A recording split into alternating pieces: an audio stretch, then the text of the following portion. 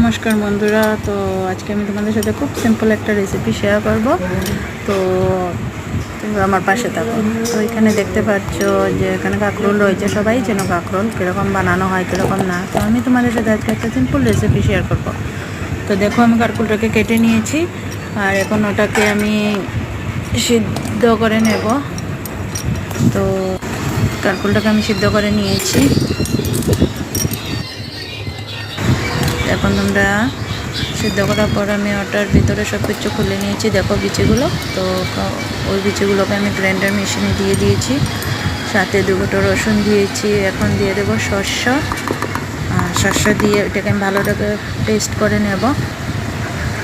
আর সাথে একটু অল্প পেঁয়াজও দিয়ে দিয়েছি।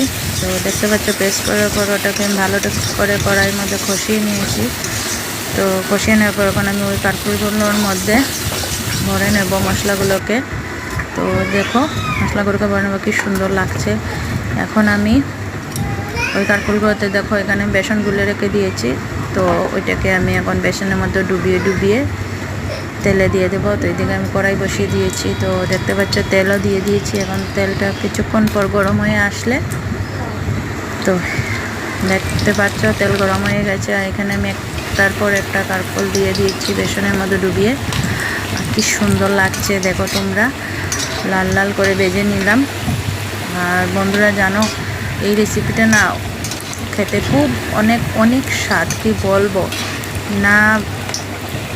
শীতল না শুটকি মাছের কোনো কিছু প্রয়োজন নেই, তোমরা এরকম একবার খেয়ে দেখো, অনেকেরই ভালো লাগবে।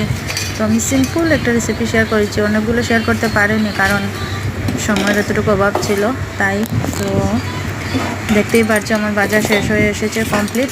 এখন এখানে দেখো আমি রেখে দিয়েছি, তোমাদেরকে দেখেছি কি সুন্দর লাগছে দেখতে। তো প্লিজ ভালো লাগলে আমার চ্যানেলটাকে সাবস্ক্রাইব করে দিও। আমি চেষ্টা করবো আরও অন্য কিছু রেসিপি তোমাদের সাথে শেয়ার করার। তো প্লিজ তোমরা দেখো কীরকম হয়েছে।